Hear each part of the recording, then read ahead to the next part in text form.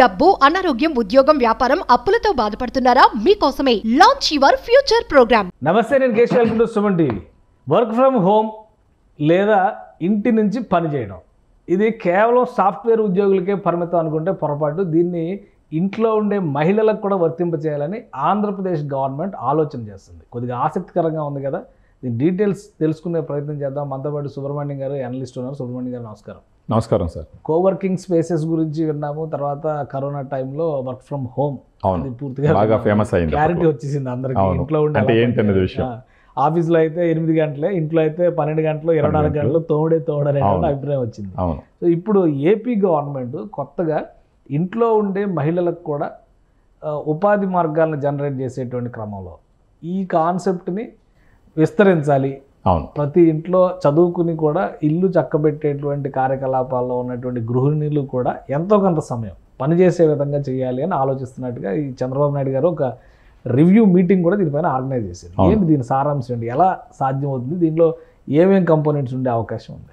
Sir, ఆ కాలంలో గౌతమ బుద్ధుడు ఏం చెప్పినాడు అని అంటే, ఆడవాళ్ళకి సంబంధించి వాళ్ళకు ఒక 5 పవర్లు ఉంటాయని చెప్పడం జరిగింది. ఒకటి వచ్చి ఏంటంటే పవర్ ఆఫ్ బ్యూటీ, వాళ్ళ అందం యొక్క శక్తి.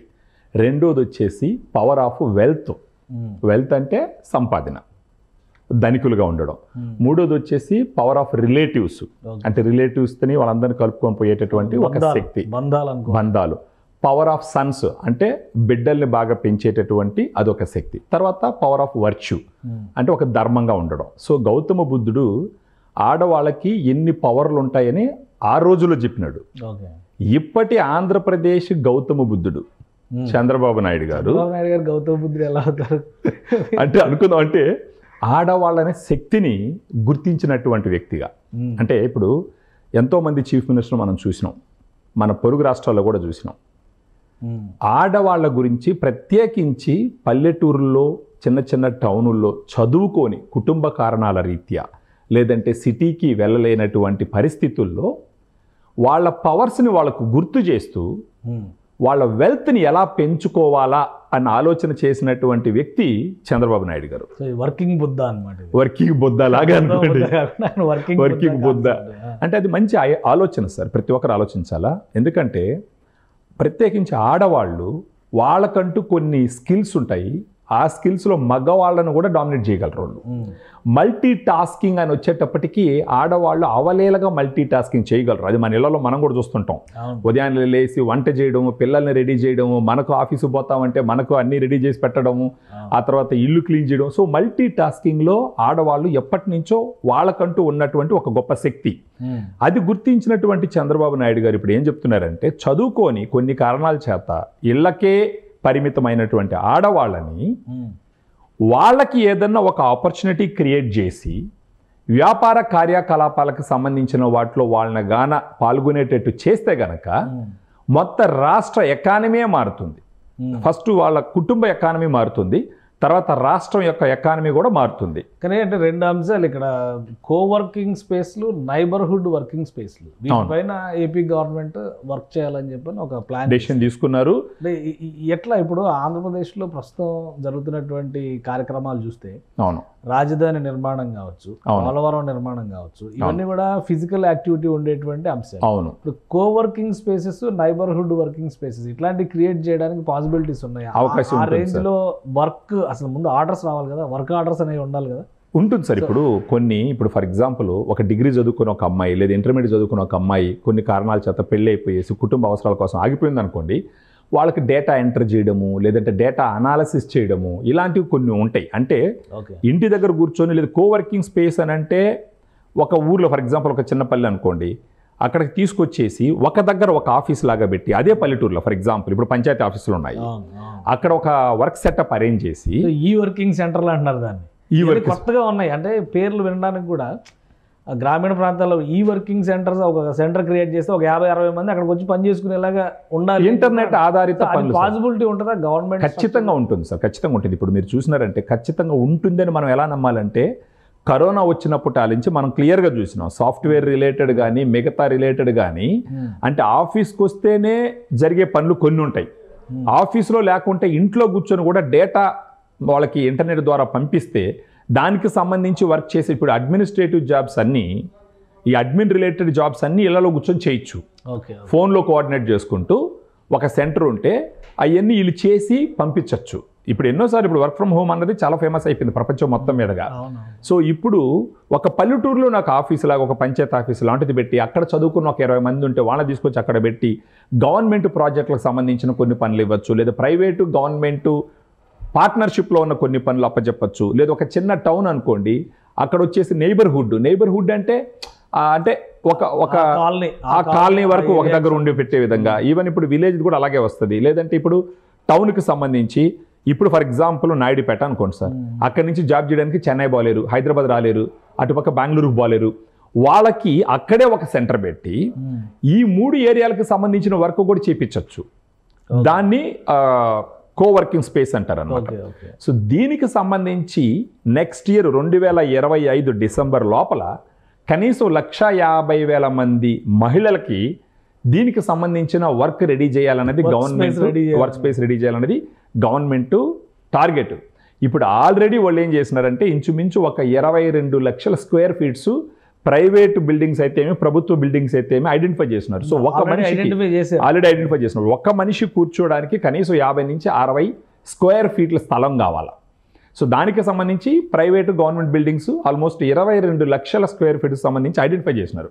ఇప్పుడు చంద్రబాబు నాయుడు గారు ఏం చెప్పినారంటే ఇమ్మీడియట్గా మిగతా స్పేస్ కూడా ఐడెంటిఫై చేయండి. నెక్స్ట్ ఇంకొకటి ఏంటంటే ఆయన చెప్తున్నది ఏంటి అంటే ఇలా చదువుకొని ఉన్నటువంటి మహిళలని వ్యాపార కార్యకలాపాలకు సంబంధించిన వాటిల్లో వాళ్ళు పాలు పంచుకునే విధంగా చేస్తే వాళ్ళ నాలెడ్జ్ కూడా పెరుగుతుందన్నది ఒక పాయింట్. తర్వాత వాళ్ళకి ఇవ్వవలసినటువంటి ట్రైనింగ్ ఇస్తే గనక ఆ ట్రైనింగ్ తీసుకున్న తర్వాత వాళ్ళకి ఇచ్చిన పనిని ఎఫిషియెంట్గా చేయగలరు అన్నటువంటి మరొక ఉద్దేశం. ఇలా చేయడం ద్వారా ఏమవుతుందంటే సార్, ఎంతోమంది ఆడవాళ్ళు చదువుకొని ఉంటారు, జాబ్ చేయాలని కోరికలు ఉంటాయి. పెళ్ళైన తర్వాత పిల్లల కోసమనో పెద్దోళ్ళ కోసమనో వాళ్ళ కళలని వాళ్ళు వదులుకొని ఉంటారు, త్యాగం చేస్తుంటారు. అలాంటి వాళ్ళకి ఇలాంటి ఒక ఆపర్చునిటీ కనుక క్రియేట్ చేసి పెడితే ఖచ్చితంగా వాళ్ళకి కుటుంబాన్ని చూసుకుంటూ తర్వాత వాళ్ళ కళలైనటువంటి ఉద్యోగం చేస్తూ వాళ్ళ కుటుంబ ఆదాయాన్ని పెంచుతారు. ఆల్రెడీ భర్త ఏదో పని చేస్తుంటాడు, వాళ్ళ ఆదాయాన్ని పెంచుతుంటారు. దాంతోపాటు రాష్ట్ర ఎకానమీకి కూడా కంట్రిబ్యూట్ చేసేటటువంటి అవకాశాలు చాలా మెండుగా ఉన్నాయని చెప్పేసి మనం చూడాలి దీన్ని. సో ఈ విధంగా ప్రభుత్వం ఆలోచించి ఇప్పుడు ఏమైంది సార్, ఇప్పుడు మీరు చిన్న ఎగ్జాంపుల్ ఎంతోమందిని చూస్తున్నాం మనం, స్టార్టప్స్ ప్రత్యేకించి. ఇప్పుడు ఫర్ ఎగ్జాంపుల్ ఒక పల్లెటూరులో ఒక ఇంట్లో ఉండే మహిళ ఫర్ ఎగ్జాంపుల్ మనం అనుకుందాం మామిడికాయ ఊరగాయ బాగా చేయగలదని అనుకుందాం. మామిడికాయ ఊరగాయ అనేది బాగా తయారు చేయగలదు, ఆమె చేతి వాటంతో బాగా చేయగలదు. అలా చేసినటువంటి అలాంటి ఊరగాయ లాంటిదో లేకపోతే మరమరాలు కావచ్చు, లేకపోతే మురుకులు కావచ్చు, ఇంకేదన్నా ఒకటి అమెజాను, ఫ్లిప్కార్టు ఇలాంటి ఎన్నో వాటిల్లో రిజిస్టర్ చేసుకొని ఆన్లైన్లో అమ్మేస్తున్నారు.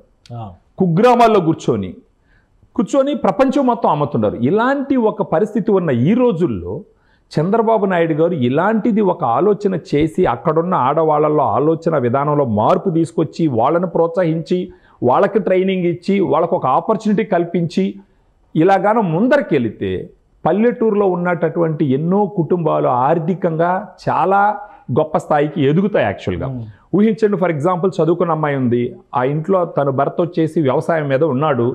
ఈ అమ్మాయి ఇప్పుడు ఇలాంటి ఒక వర్క్ ఆపర్చునిటీని వాడుకొని గానా చేసింది అని అనుకోండి. దీంట్లో కూడా చంద్రబాబు నాయుడు గారు P4 మోడల్ తీసుకొస్తే బాగుంటుంది ఖచ్చితంగా.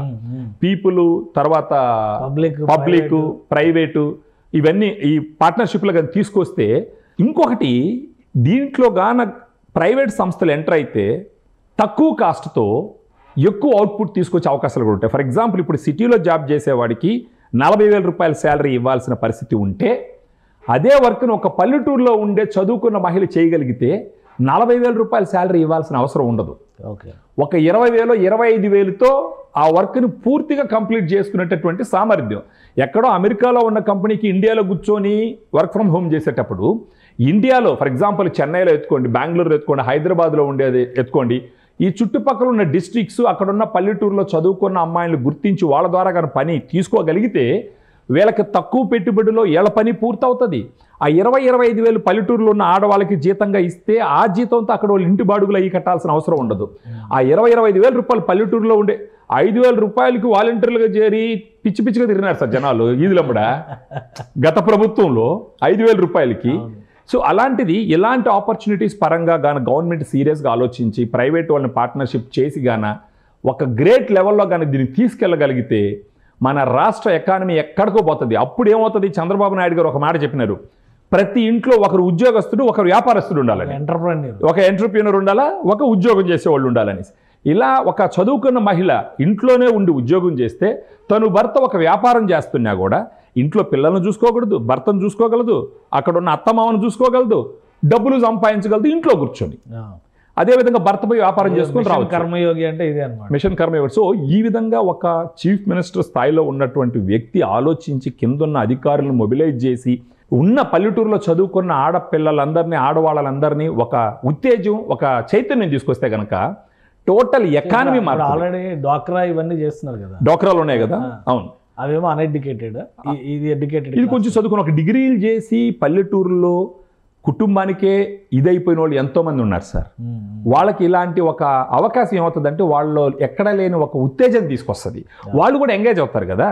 ఇప్పుడు పిల్లల్ని స్కూల్కి పంపించేస్తారు, భర్తని రెడీ చేసి పనికి వ్యాపారానికో ఆఫీస్కో పంపించేస్తారు, లేదు వ్యవసాయానికో వెళ్ళిపోతారు.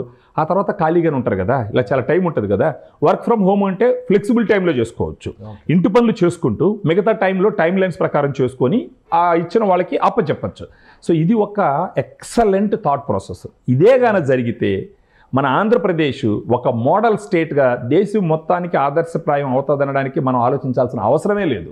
ఇది చేయడం ప్రతి ఒక్క కుటుంబానికి ఒక గొప్ప వరంలాగా తయారవుతుంది. ఖచ్చితంగా ఇలాంటి ఒక ఆలోచన విధానాన్ని, ఇనిషియేటివ్స్ని మనం అందరం కూడా ఎంకరేజ్ చేయాలా. We should really appreciate mister Chandrababu Naidu. Right, thank you Subrahmanyam గారు. ఇది ఆంధ్రప్రదేశ్ ప్రభుత్వం ఒక వినూత్న ఆలోచన చేస్తుంది. ఇంట్లో ఉండేటువంటి మహిళలకి వారి ఖాళీ సమయాన్ని సద్వినియోగం చేసే దిశగా ఇది మిషన్ కర్మయోగి పేరుతో టాటా ఇన్నోవేషన్ హబ్ల సృష్టితో పాటు వీటన్నిటిని ఇంటిగ్రేట్ చేస్తూ కోవర్కింగ్ స్పేస్లు, నైబర్హుడ్ వర్కింగ్ స్పేస్లు, వర్క్ ఫ్రమ్ హోమ్ కాన్సెప్ట్లతో మహిళలకి ఉపాధి మార్గాలను పెంచేటువంటి ఒక ప్రణాళిక పైన ఏపీ గవర్నమెంట్ అధ్యయనం చేస్తుంది. ఇది అమల్లోకి వస్తే కనుక ఖచ్చితంగా గ్రామీణ ఆంధ్రప్రదేశ్కి మరింత ఎక్కువ ప్రయోజనం జరుగుతుందని సుబ్రహ్మణ్యం గారు విశ్లేషిస్తున్నారు. ఇది special discussion. Keep watching. Suman టీవీలో మీ పర్సనల్ అండ్ బిజినెస్ ప్రమోషన్స్ కోసం కింది నెంబర్కి కాంటాక్ట్ చేయండి.